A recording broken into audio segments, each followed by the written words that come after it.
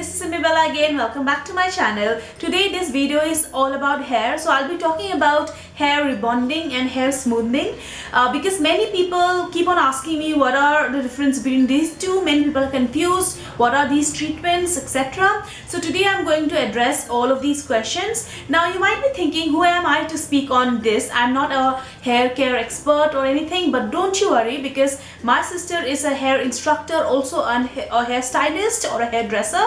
So she gave me a list of many things to talk about in this particular video. So don't worry, this advice that I'm going to give you today, or the information that I'm going to give you today, is coming from a good source. Also, I'll not be giving you very technical terms. I'll be trying to explain you all these details or information in very layman terms, like ordinary terms, as if we are chatting with each other. Therefore, you will not get confused and it will be easier for me to express. So let's get started with the video.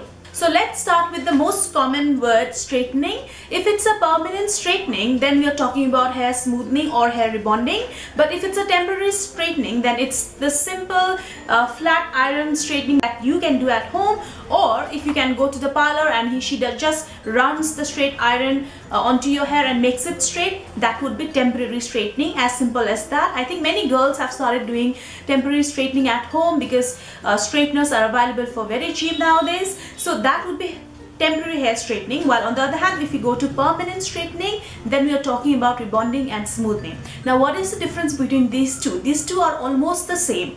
The kind of procedure you take for hair smoothing and hair rebonding are the same. The only difference is that in hair rebonding you add some extra steps while doing your chemical treatment, and it will last you a little bit longer. Also, it will give you poker straight hair. So if you have very frizzy, curly, unmanageable hair and you want poker straight hair, then you should go for hair rebonding. While on the other hand, hair smoothing will give you more naturally straight hair, but it will not be as poker straight as rebonded hair. Also, the price for both of the treatments would be different. Hair smoothing will cost you a little bit less, but hair rebonding would be a little bit expensive because it involves a little bit extra process, also extra chemicals that needs to be applied to your hair. This is how the structure of your hair looks like: medulla, cortex and cuticle. How wavy or curly your hair is depends upon the hair protein as well as the follicles. So this is the structure of the hair follicles. So when you look at this picture, the first picture has the disulfide bond bonded together in our natural normal hair. Then when the chemical is applied, the bonds are broken, as you can see it, and new bonds are fixed, which makes it straight. So let me tell you what happens to your hair once you decide to do hair smoothing or hair rebonding. So each strand of our hair comprises of building blocks. So it's almost like a cement that brings in the house together, the walls together. So similarly, each strand is built up of these building blocks. So what these chemicals will do is that it will break those bonds. So it will break the bonds in my straight hair, or it will break the bonds in your curly hair. So the curled bonds will be broken and it will be a limp hair. So it will have no cement inside, and then what they will do is they will realign it, straighten it, and then your hair would be smooth. So your twisted hair in the beginning will lose its natural cement or natural bond, and then it will have that artificial bond that we want, and it will become straight hair.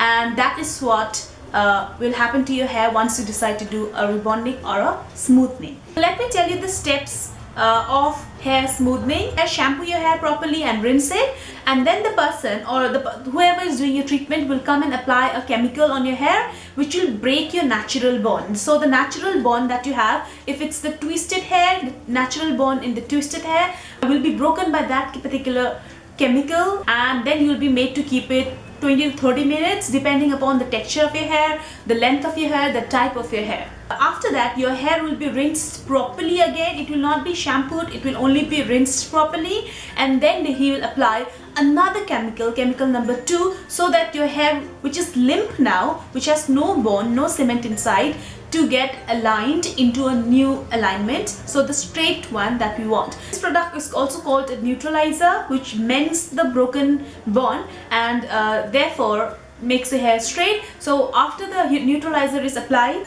you will keep your hair in that particular chemical for another 20 minutes or 30 minutes, again depending upon the hair type and the hair length, etc. And then you will give it a final rinse with water again. Your hair will be blow dried very carefully and it will be ironed.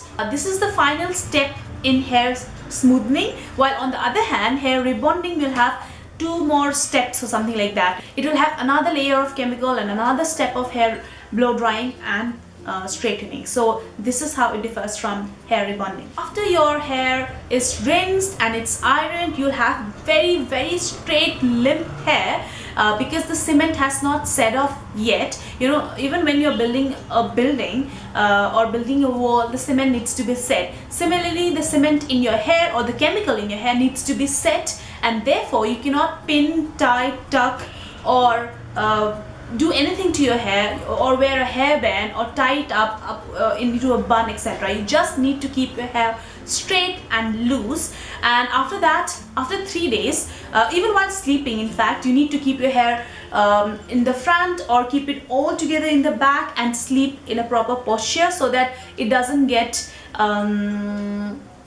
broken or it doesn't bend, and therefore the cement is applied in a wrong manner. So you'll have to keep you'll have to be careful after the application. At least for 3, 4, 5 days you'll have to be very careful.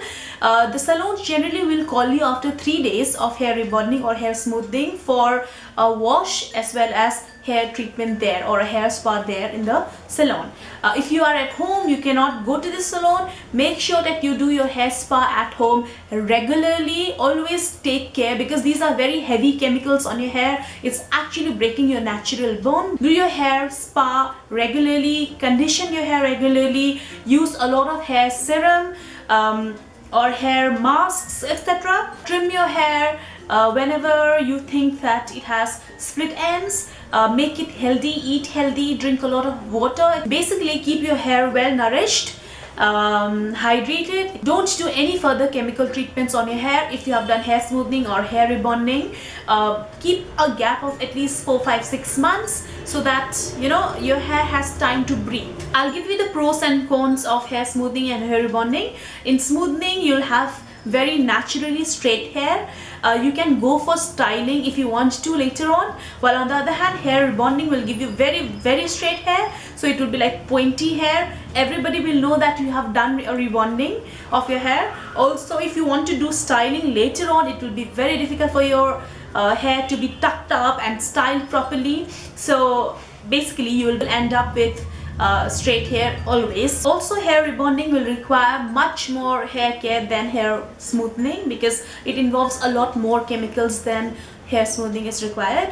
Personally, if I am asked, I would go for hair smoothing rather than hair rebonding because my hair is already naturally straight.